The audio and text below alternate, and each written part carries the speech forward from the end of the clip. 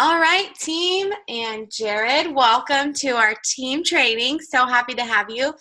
As we end this year and we start 2020, I know how important it is to have a vision on where you're going as as an individual and as a team. And I'm so excited to hear from you. I know that our conversations, very few conversations we've had, you have just like spoken life and vision into me, and I know that you're about to do that right here right now for us, so grateful for that.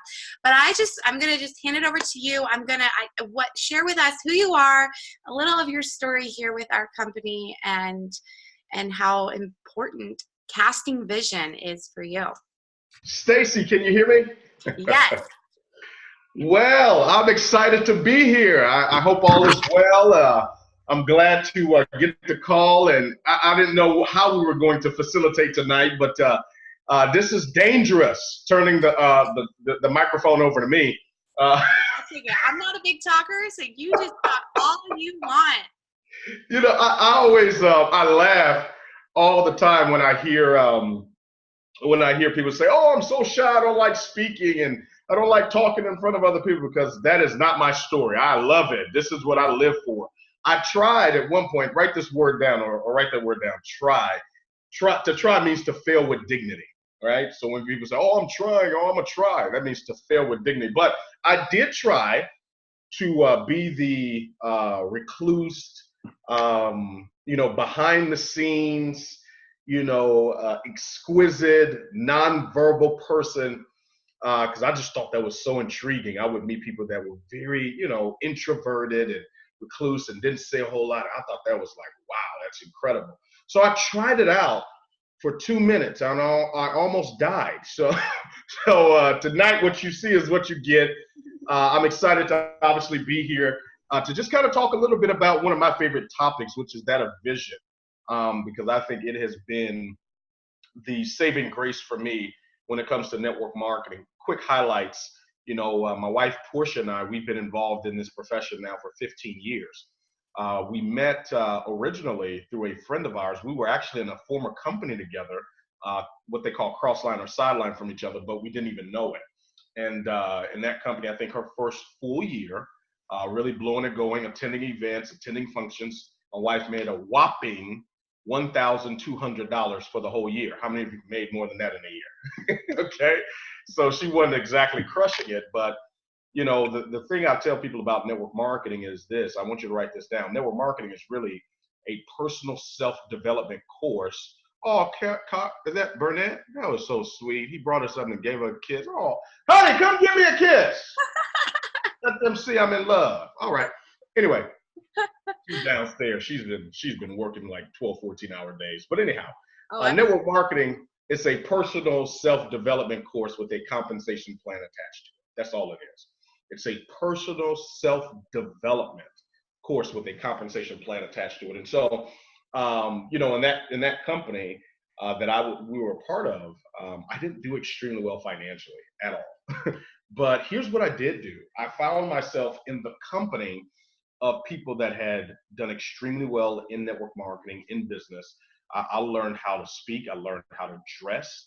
I learned, just the importance of just business. One mentor told me you have to dress how you want to be addressed, because I was involved in network marketing back in 2004 is when I got started. So I'm kind of dating myself, but back in 2004 is when I actually got started in this profession. So 15 years ago. So I caught the tail end of the antiquated way of doing network marketing, where we used to have to fax in applications. None of y'all remember that. We used to have to fax in applications like a person. We send a link and somebody enrolls. Nah, that didn't happen back then. They would have to fill out some paperwork. We could still print out enrollment forms or sign up sheets now. We'd have to, they would have to sign those up. We would take that information, key it into the system, and then we'd have to fax those documents into corporate. So that's when I kind of got started. This was pre-Facebook. This was when, how many of you guys remember, or ladies remember, MySpace? Anybody remember MySpace? Mm-hmm. How many of y'all had a MySpace? You had your little music, come on, tell the truth, shame the devil. You had your music. How many of y'all had a little song? You had your favorite 5. Yeah, that's when I got started, okay? So I don't know if we could even inbox people back then, but anyhow, if we could inbox people back then, I would be killing it. But anyhow, that's kind of how we grew up, or how I came up in the profession, is in that environment. But here's what it taught me. It taught me how to do the business with and without technology. It taught me how to build people, because you don't build a business, you build people. Mm-hmm. If you build people, people will build a business. Write that down. If you build people. And so you'll hear a lot of these things, and I will do my best to drill down on them, because a lot of the things that we said in network marketing, they sound good, but I always tell people language is the software of the mind. And so my objective is to communicate and explain a lot of these things in terms of what does it mean to build people. It means throwing them in the fire to see if they'll get burned. That's what it means. How many of us have tried to motivate, coach, cajole people to go Ruby, go executive, go Ruby, go Emerald, go Diamond, and it just, no matter what we say, it just seems as though can't get them to move forward, right? That's because you're saying all the right things to the wrong people. You're practicing. That's all that is. You're practicing, because when the right person shows up, it doesn't matter what you say or don't say. It doesn't matter what you teach or don't teach. It doesn't matter what you do or don't do. The right Stacy will always show up in your business, and they will build. Okay. So that's one of the things that I mean by building. And so when I was attending events, and I never missed an event I qualified to attend, I was attending these events, not making money. I was going to the various workshops. I was going through the various seminars. There was no streaming, so you couldn't buy, streaming tickets. So if there was an event with 100 people, 1,000 people, 10, 20,000 people in attendance, we were expected to be in that event. So I'm talking about vision right now, because vision, I want you to write this definition down. Vision is what you see. What do I see? That's my vision. Because today you'll see, oh, okay, Jarrod and Portia, you guys got involved in the company and you ran right to presidential. We got to presidential in our first 60 days. Whoop-de-doo. Oh, dang. I thought it was 4 months. Wow. Oh, that's too slow. No. We got there in our first 60 days. We broke our first presidential in 4 months. Nina Moore went presidential. Oh, that's right. Okay. Wow. But here's the deal. Here's the deal. I'll never forget talking with my uncle. He's an ophthalmologist. So optometrists, they prescribe, they work outside of the eye. Ophthalmologists, they work inside of the eye. So he's an eyeball surgeon. I'll never forget, we're having a conversation. This was years ago. Everybody say years ago. We were having this talk. And I was frustrated because I was stuck in business. Anybody ever felt stuck at a rank or stuck at a position? Stuck. So here's the thing. The feeling of being stuck is the same, no matter if it's being stuck at executive going to Ruby. Mm-hmm. The feeling is still the same, being stuck at Ruby going to Emerald. The feeling is still the same, going from Diamond to Double, or Double to Triple, or even Presidential to Ambassador. It's a feeling of feeling stuck, right? And so I was stuck in a previous company. I was stuck in the same position, and there were so many people around us in this company that were like just cranking this thing, going to the next level in like a fraction of the time. And I wasn't jealous or envious, because I believe jealousy and envy are the last stage a person goes through before they become a witch or a warlock. So I wasn't jealous or envious at all, but I was, human. And the human condition says, when you see other people succeeding, what's wrong with me? Mm-hmm. When is it going to be my time? Mm-hmm. When is it going to be my turn? And my uncle helped me out with something. He said, nephew, you see me today as an ophthalmologist. He says, you know what they call a physician or a doctor that got an A, or had an A average, or A GPA, or a C GPA? He says, do you know what they call the physician or the doctor that got a C in class, or a C GPA? I said, no, what do they call him? He said, they call him doctor. Doesn't matter whether you got an A or a C. They still call you doctor, because you finished, you completed. David Redding was he was an acclaimed track star, and trained. If you look at a lot of these Olympians, I'm talking about vision tonight. You look at a lot of these Olympians, And how many of you like watching the Olympics? I mean, the gymnastics, the running, and you got to think about the commitment. When you watch some of the stories of these ladies and gentlemen, I mean, they start at age like 5, age 8, and they're waking up at 4 or 5 a.m. in the morning. I mean, the stories are just so compelling. It makes our story at Never Marketing look like a joke, right? I mean, you got to think of the commitment they give for years just to go jump on a balance beam, to do a somersault, to run track, right? And David Redding, he had gone through this whole process only to compete in the Olympics. He gets to the Olympics, and he's now representing his country as they always do in these Olympics. So in the Olympics, you're not just running for you. I want you to get this. The vision of what you're doing today, if it's just about you, you'll quit. Because the easiest person to quit on is yourself. Are you listening to me? These Olympians, when they go compete and you see them, they've got tears in their eyes. See, if you don't cry about this business, oh my God. People ask me all the time, Jarrod, you guys have been so successful. You ran a presidential your first, 60 days. You guys have built a team. You got over 6,500 active people in your team your first year. You got all this stuff going on. Have you ever thought about quitting? Yes, I thought about quitting every day. But I'm not just running for me. Write this down, please.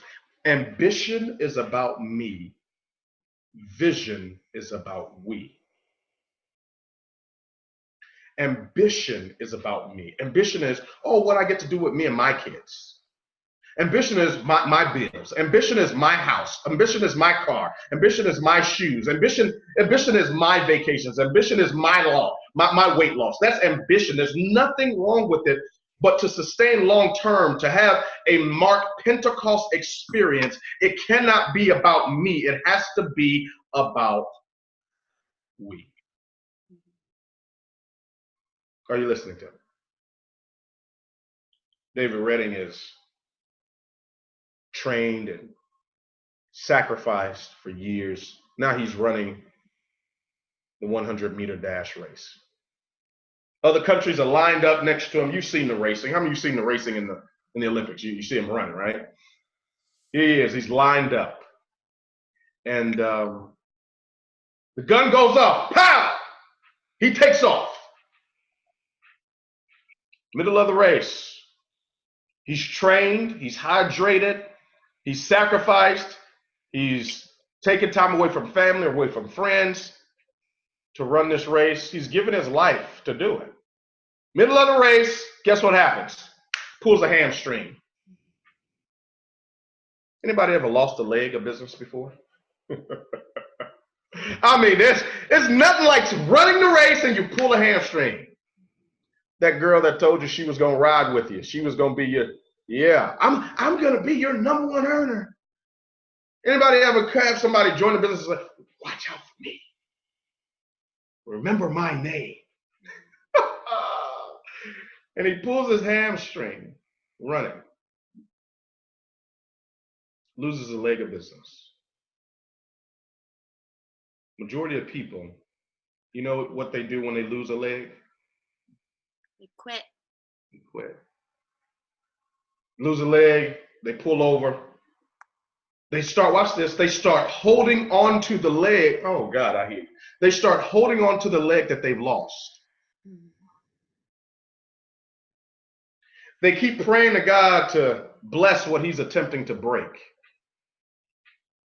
You keep asking God to recycle what he's attempting to replace. He's holding onto his leg, but here's the thing that really is the quintessential experience of what vision is. David Redding pulled his leg in. Everybody else passed him up. And he doesn't get off the track. He doesn't sit on the sidelines. He starts hobbling to the finish line. He's literally hopping on one leg. Listen to me. The race is over. The race is over. The guy's already crossed the tape. It's already crossed the tape. Person number 2 has crossed the tape. Person number 3 has crossed the tape. Here's David Redding hobbling to finish the race.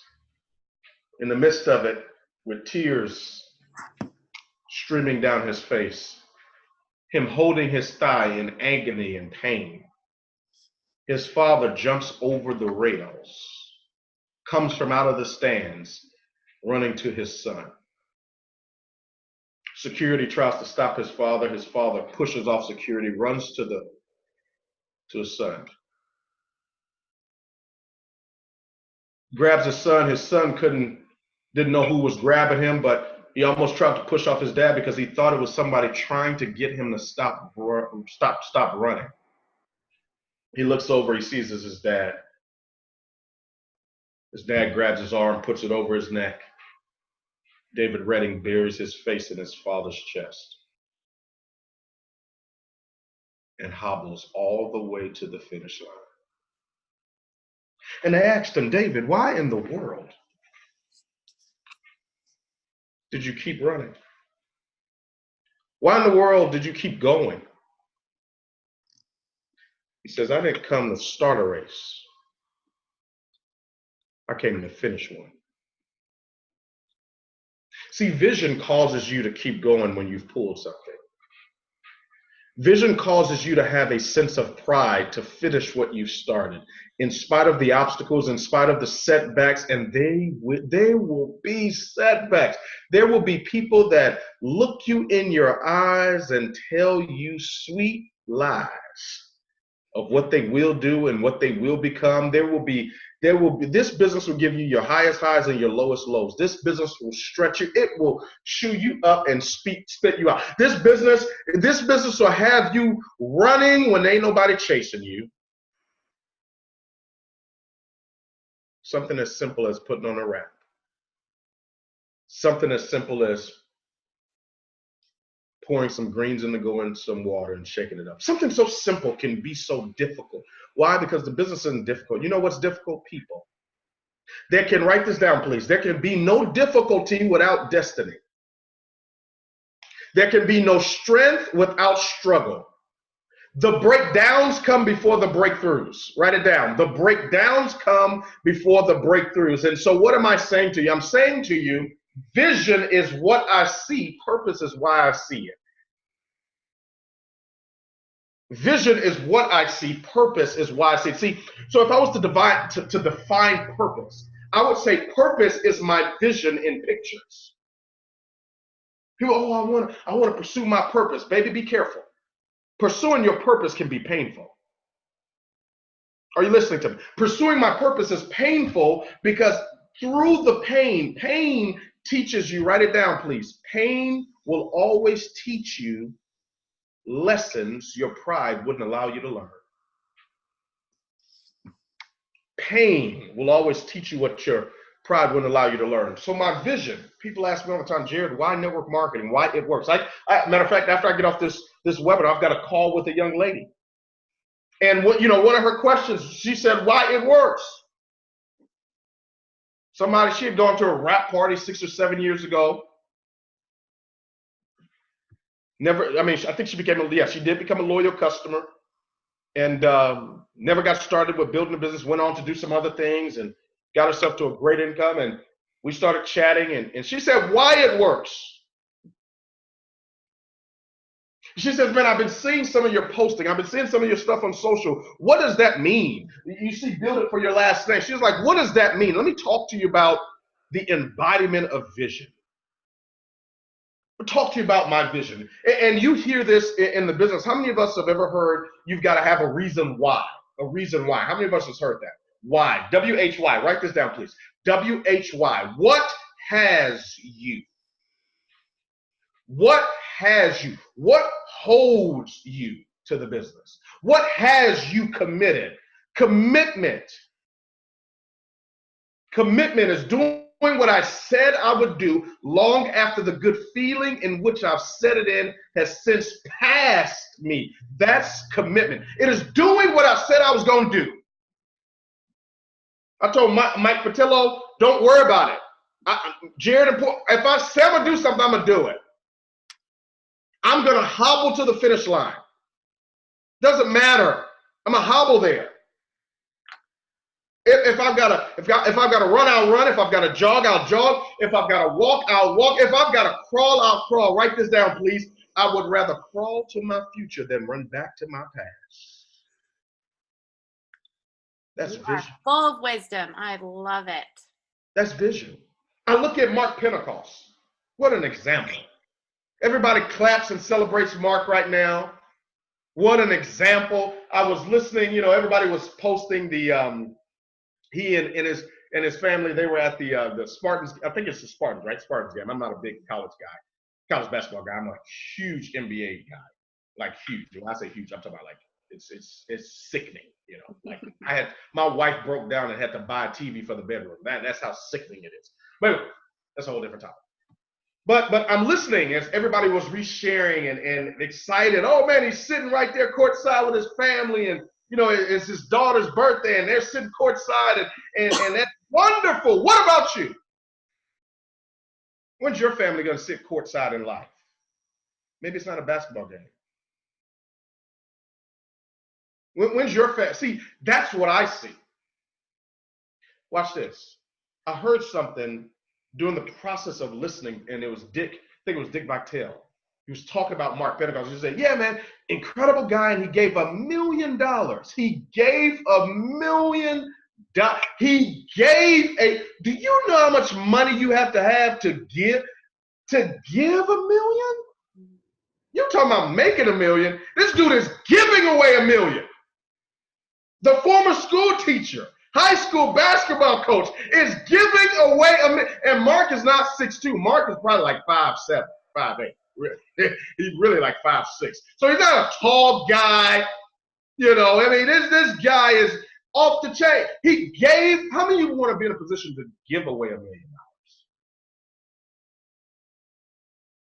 That's vision. To give away $1 million? I mean, let me just pause parenthetically. Let's allow that to soak in. Calculate, watch this, how much time it takes for you to earn $1 million. Whether it's a year, 2 years, 3 years, 5 years. Right? So if you earn $250,000 a year, $250,000 a year, right? Are you with me?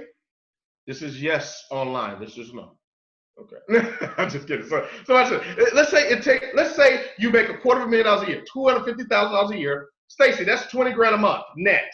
Let's say you net, like you bring home after you pay your taxes, 30% on taxes.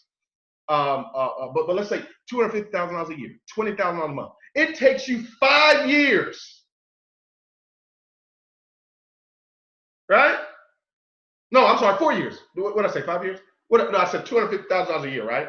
250. That's 4 years to make $1 million, to earn $1 million. So what it takes you to do in 4 years, he gave away in 4 minutes. Shucks. But how did he start? Let's talk about vision. We're talking about vision right now. See, I want to stretch your paradigm. I never forget having a mentor. I was listening to a mentor of mine.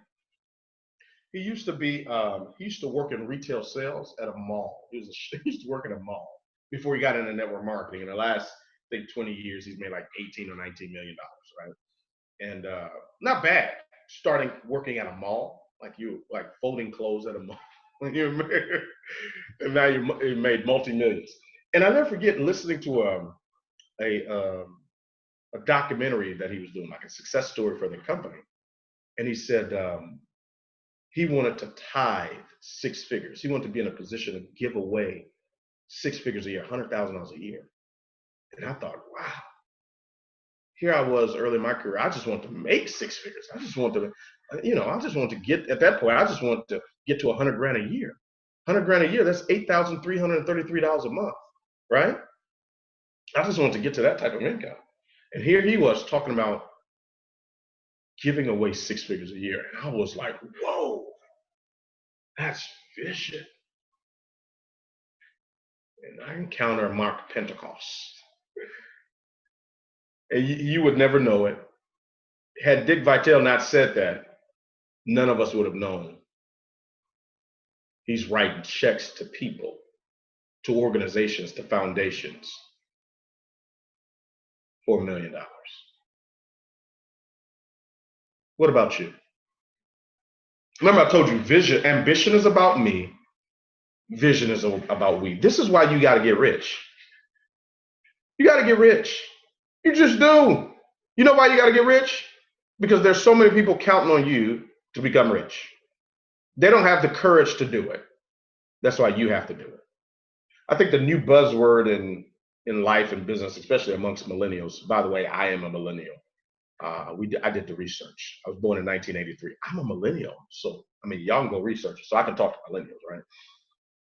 The new buzzword is, oh, I'm an introvert. Anybody ever heard that? I'm an introvert. No, you're not. You ain't no introvert. It's a buzzword now. I'm an introvert. Introvert now means I don't want to talk to anybody. I'm afraid of rejection. I'm lazy. I'm nervous. I'm scared of what people are going to think about me. So here it is. Let me help you with vision. Write this down, please. This will free you. This is going to free you, what I'm about to say right now.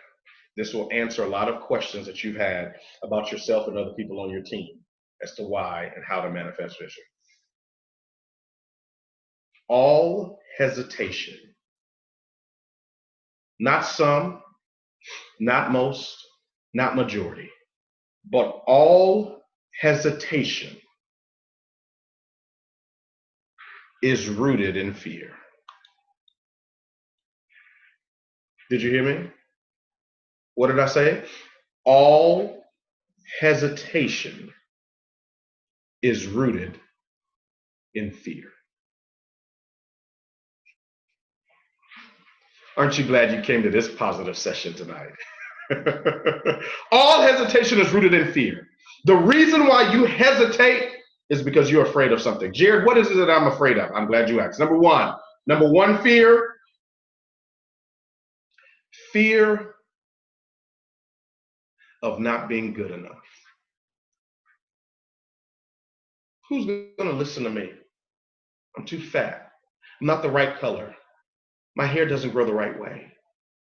Look at, I made C's in school. Nobody likes me. Look at my face. Look at my this. Look at my that. Fear of not being good enough. So you romanticize principles, but you never practice them. Fear.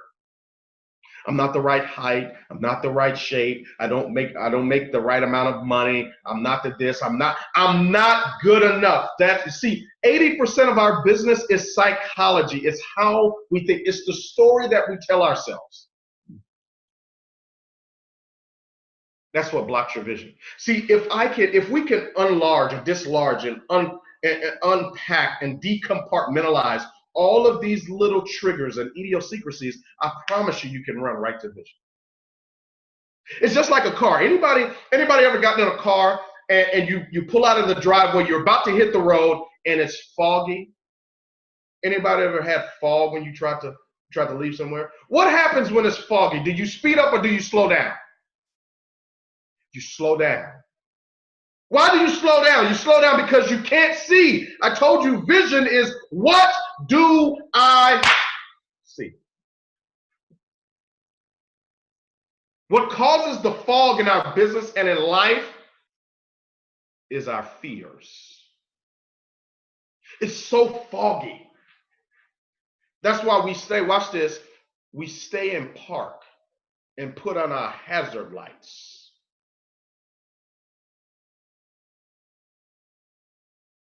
And act like we're going somewhere. At least I got on my hazard lights. So it's like, it appears that I'm about to go somewhere. See, I came to conference. I'm on the webinar. Hey, I made a couple of posts.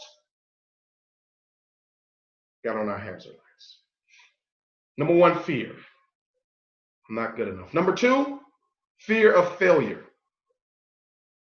What if I go public with this? What are people going to say about me? You're doing that little MLM thing. You're doing network marketing. You're selling stuff. Oh my gosh. Girl, can you believe she's selling wraps? Oh my God. She's selling wraps. Oh, she tried to get me one of those little things. Bless her heart. And so you start playing in your mind. What are they going to say about fear failure? What if this doesn't work? What if I get involved and go all out and commit to this and say, yes, I'm in it, works, I'm rolling, and then what if it doesn't work? Yeah, it's worked for hundreds of people. Yeah, it's worked for Stacy. Yeah, it's worked for this one. It's worked for that. I've seen women and men change their life. What if, yeah, it works for all of them, but what if it doesn't work for me? Now I'm going to be walking around the house, walking around my family. I've tried to talk to everybody about this. Nobody joined. I'm not making any money. And here I am, fear of failure. Number 3, fear of success. And it's really not fear of success because none of y'all are afraid of money. People ask me all the time, why do people quit the business? I figured out the number one reason, Stacy, why people quit the business, Shannon. The number one reason why people quit the business, Jacqueline. The number one reason why people quit the business is because they're not making 50 grand a month. That's why. Think about it. If they were making 50 grand a month, how many of you know they would still be in the business? Well, I'm not, money is not important to me. I'm not materialistic. Yes, you are. I love when I hear that. Yeah, money's not important. I don't care about money. You liar. Yes, you do. Yes, you do. What it is you're afraid. I'm not afraid to tell people I care about money. I care about money. I live in a 4,000 square foot home that sits on a lake. I care about money. My wife drives a Porsche. Her name's Portia. She drives a Porsche. I drive a Maserati Quattroporte. I like money. I do. Oh, I love it. Oh, I like it. I like it. I do. I got to have it. Think about it. What determines what your kids are going to get for Christmas? What determines where you're going to live? What determines what you're going to drive? What determines what you're going to give? Money. It's the fear, watch this, the fear of success. So the fear of success really is the fear of responsibility. Do you mean to tell me I'm going to have to host my own Zooms? Oh my God. You mean to tell me I'm going to have to be a leader? Oh my goodness. You mean to tell me people are going to be calling me and asking me about the products and asking me about the comp plan? They're going to ask me about this and I have to have an answer? It's the fear of responsibility. That's what fear of success is. The fear of having to be responsible. That's why we get the word sponsor. To sponsor somebody means I am responsible for somebody. I'm not responsible for their success. I'm responsible for showing them our system, whatever the system is. Fear of the unknown. I don't know what would happen if I asked this girl, does she want to join me? I don't know. The fear of the unknown. That's another one. The fear, watch this, the fear of rejection. How many of us have been told no before? Did you die? None of us died. Nobody died. But this is the fog. This is the fog that has to be cleared in order for you to accelerate towards your destiny. The fog that must be cleared in order for you to accelerate towards your vision.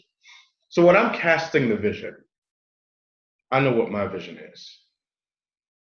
The very reason for why I do what I do is to have the experience that a Mark Pentecost has. Mark Pentecost has built it for his last name. The name Pentecost means something. Let me give you an example. Took some of our diamonds and above last month, no, September. We went to the Pentecost hangar, which houses, Stacy, the Pentecost helicopter and the Pentecost airplane. It's called Pentecost Air. He doesn't fly Southwest. He certainly doesn't fly Spirit. Anybody ever flown Spirit before? Horrible. I don't know what devil that's from, but anyway. Mark Pentecost doesn't have to fly Spirit. He doesn't have to fly Delta. He doesn't have to fly American Airlines and have his luggage lost. Watch this. Neither does anybody that has the name Pentecost attached to it. Why? Because he's built it for his last name. We went over, after experiencing and visiting that hangar, having the leaders walk through it and touch the sofa or touch the chairs and breathe in the leather. See, all the corny, cheesy stuff. You know, people talk about, anybody ever heard of a vision party, having a vision board party? I've heard of vision board parties. I don't do vision boards. I do vision environments. I like taking people to have the experience. You follow me? You've got to give yourself experiences. Why, Jarrod? Because you believe what you've experienced. You only believe what you've experienced. So we were at Pentecost Hangar, then we left there, and guess where else we went, Stacy? We went to Pentecost Ranch. I've been there. So amazing. Been there, right? We went to Pentecost Ranch, me and the team. And 5,000 acres. 5,000. I didn't know how large, ladies, 5,000 acres was. I didn't know. I was like, oh, yeah, it's 5,000 acres. Jesus. This thing goes and just goes and just goes. And then we get up to the hacienda. Stacey, you've been to the hacienda, right? We went to the hacienda. And it sits on the lake, the creek that goes through it all. And we tour the facility. Each one of his children, they've got their own rooms in the hacienda. It's got beautiful, I think it's 4 stories in there. It has an elevator. And we go into his bedroom, and I don't know if you felt the carpet in the bedroom of the hacienda, Stacey. Stacey, I almost went to sleep on the carpet. I didn't want to leave. I mean, the carpet, it's not regular carpet. I think it's clouds from heaven that they've used to woven in to make that carpet. It's so soft. I don't know what it is, but we went through all that, and I'm sitting there and I'm looking at all of the pictures that he has on the wall of his wife and his family and his father and mother and all of these things. He's got it all up there. And that was Pentecost Ranch.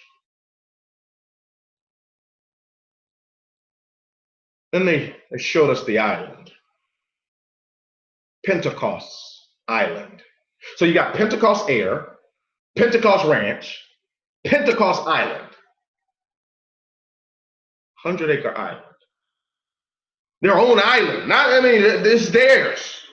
The estate. And I'm like, this is somebody that has built it for his last name. This is somebody that's not just running a race for him. He's carrying a country. He's carrying his own nation. To carry your own nation, it starts in your imagination. Starts in your imagination. The image of your nation. That's an imagination. And so I go through these experiences and I'm telling people, just let it sit. Let it sit in your spirit. Let it rest. Let the experience rest in the basement of your soul. I'm not here as a fan. I'm not here to celebrate and just clap for you. I'm not here to be mesmerized and astonished with what you've accomplished, because the same red blood that rolls and flows through your body is what rolls and flows through mine. You 5'7". I'm almost 6 feet. So I got you on that. So we go through these experiences and it stretches me even more. I was talking to a friend of mine that was with me. He's a triple diamond. And we're talking, and he says, Jarrod, he is the embodiment of what you talk about when you talk about vision, your vision. So I tell people an inheritance is what you leave for people, but a legacy is what you leave in them. And he says he's not only going to leave a legacy. He's actually living his legacy. And it hit me so hard because he's been able to take his family and incorporate them into everything. Everybody with a Pentecost last name has an office and a role in It Works. They all have a position in It Works. Mm-hmm. Are y'all listening to me? What role, what position, what's your vision for you and your family? When I talk about vision, the quintessential question I'm asking tonight to each and every one of us is, what do you see? Because if you don't see the finish line, if you don't see something much larger than a few $100 part-time, if that's your vision starting, there's nothing wrong with that. But you can stretch that, you can grow that, you can go to the next level with that. How do you get there? I tell people all the time, the fastest way to get to your future is to hang around it. Are you listening to me? The fastest way to get to your future is to hang around it. You've got to hang around people that are much further along in this process and in this journey than you are. You ever hugged somebody that had doused themselves with cologne or perfume? You ever given somebody a hug and you can smell their perfume, you can smell their essence, their scent? You're like, ooh, what is that? That smells good. And you compliment it. Anybody ever been there? You've done that before? Mm-hmm. So much so that sometimes even when you leave them, depending on how strong and expensive the perfume is, you can still smell it on you. How many of you have ever been there before? That's what this business is all about. That's what vision is all about. Vision is the ability to hug somebody, to embrace somebody. And even when they leave, your essence stays with them.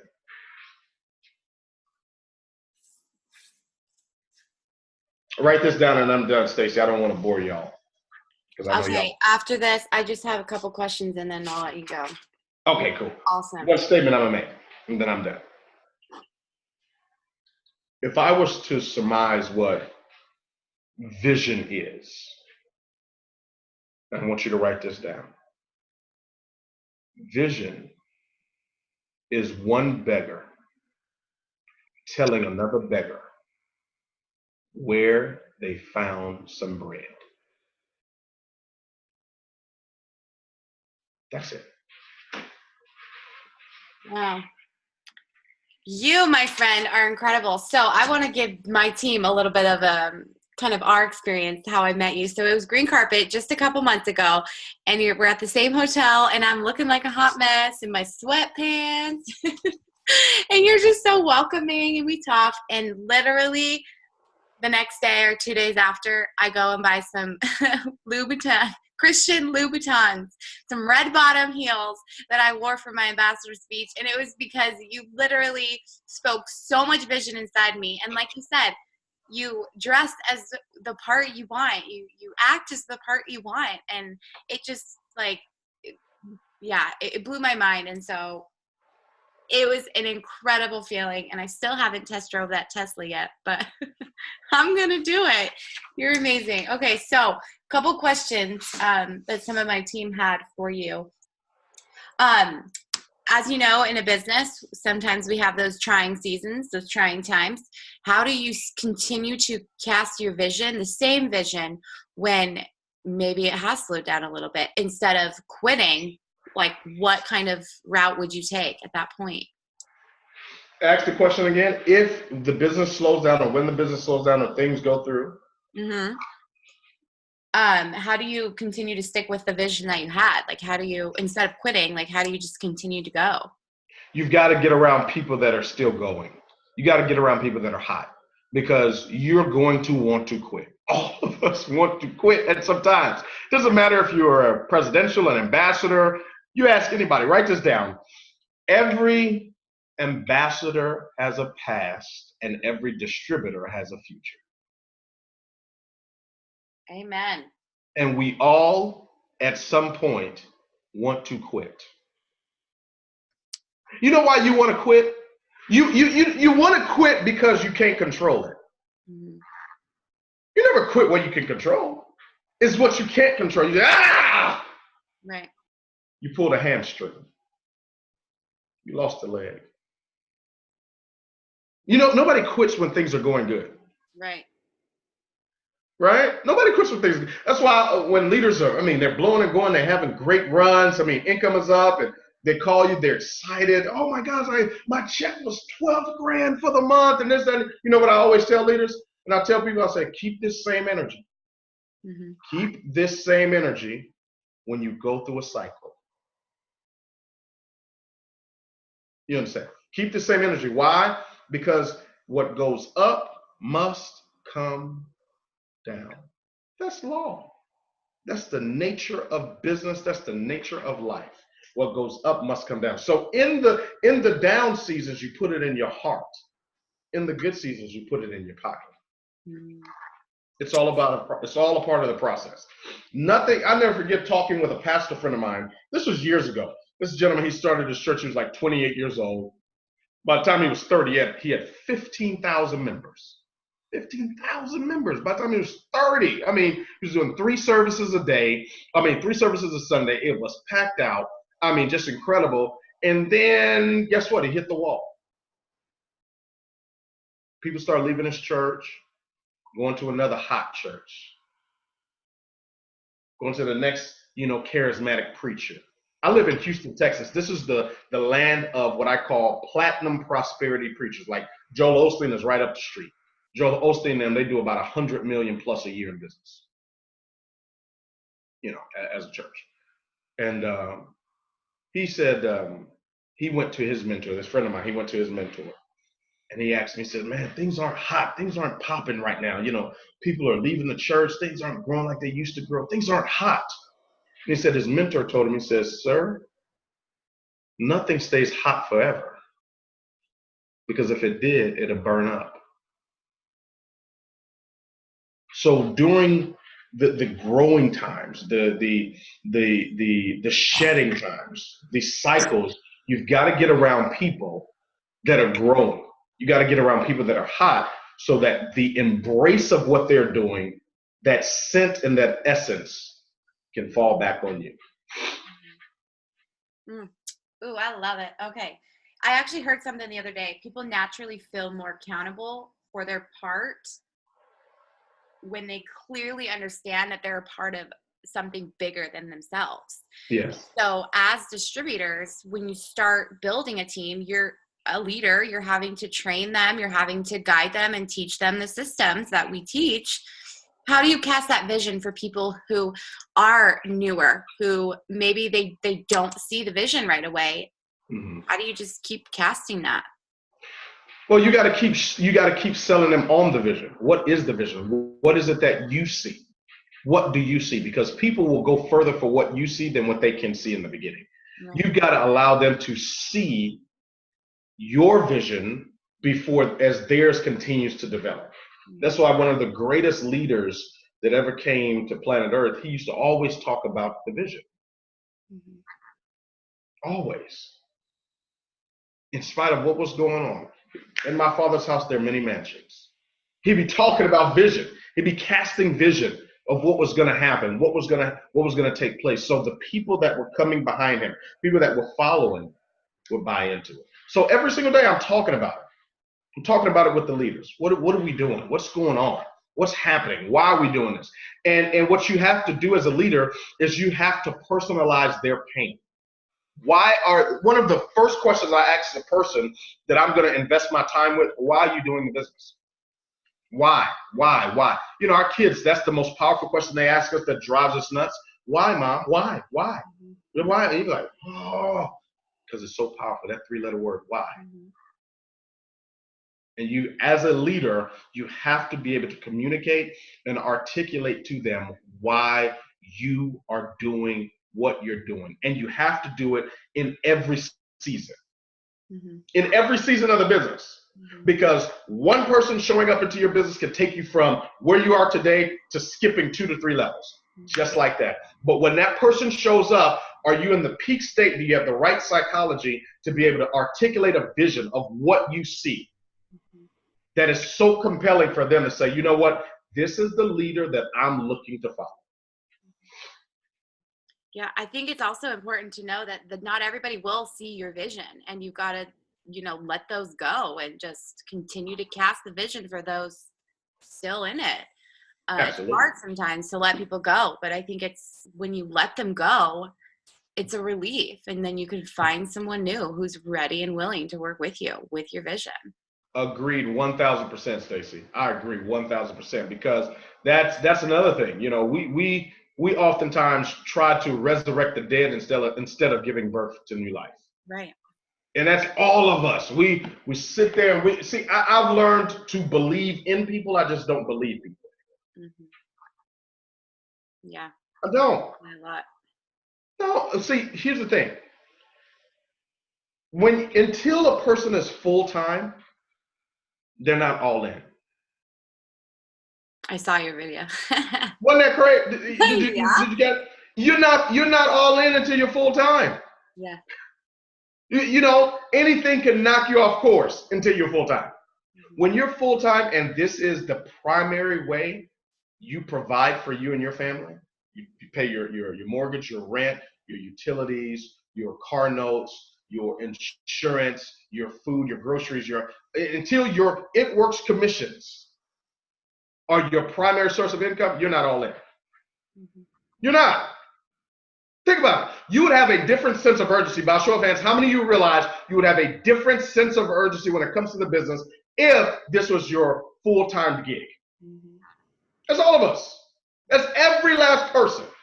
Oh, well, I was talking to a guy yesterday. He's been working with me for years, right? Sharp guy, great guy, good friend of mine. And he was like, yeah, I went to several of the It Works events and I see these girls, they're really doing great. And man, I need to really figure out my target audience and figure out who I'm going to really target and talk to, because I see they're talking to a lot of girls and these girls are really cute. I'm like, shut up. Just shut up. No, you don't need to figure out no target audience. You're lazy and comfortable. That's how I talk to my leaders. I tell them stuff like, shut up. Now, you don't go do that. You don't go do that, okay? You got to have years of vested in the relationship. I don't talk to all the leaders like that. Right. But the ones I've got great relationships with, I'm like, stop it. No, stop it. Stop. You're not full time. That's why you need time to go develop your plan. And, I need to, no. The right people that are ready to run, they run. And how many of us have heard of those stories, Stacey, where a person, they get started in a business, they literally have no support. Their sponsor quit, right? But they're, you look at them, they're ambassadors today, right? The right ones find a way. There's no way to explain. They find a way, right? Like I don't look like the prototypical presidential inside of It Works. How many of you agree? And you just go, oh, Jerry, yeah, I don't. How did I get here? Because I find a way. You will find a way. And the people you're looking to attract, they will find a way. But you cannot keep holding on to the people that keep losing their way. Write this down. When a man or woman loses their why, they will always lose their way.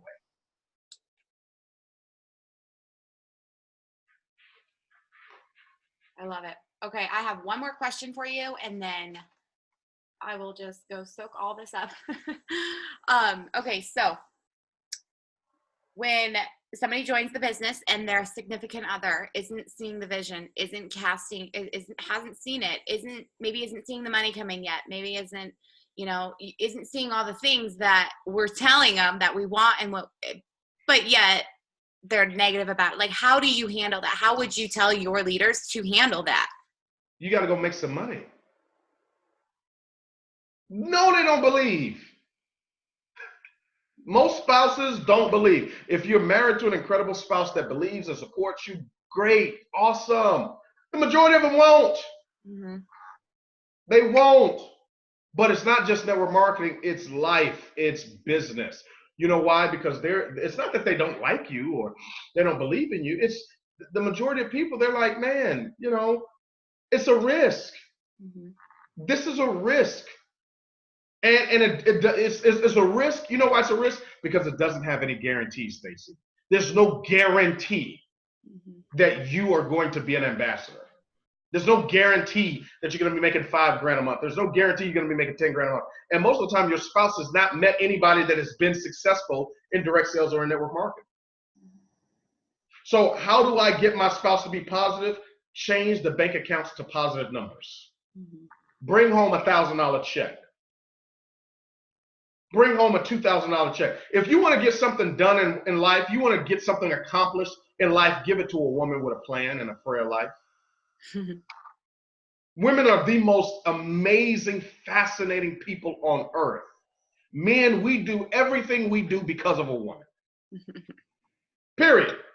Everything a man does is because of a woman. So if your spouse is negative, ladies, your spouse is negative, you know how to get him positive.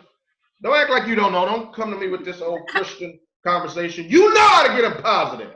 Stop playing games. You got him positive about everything else. You know what to do. Stop acting brand new. You know exactly what to do. Get that man positive. Amen. Amen. Oh my gosh. Jarrod, you're amazing. You're awesome.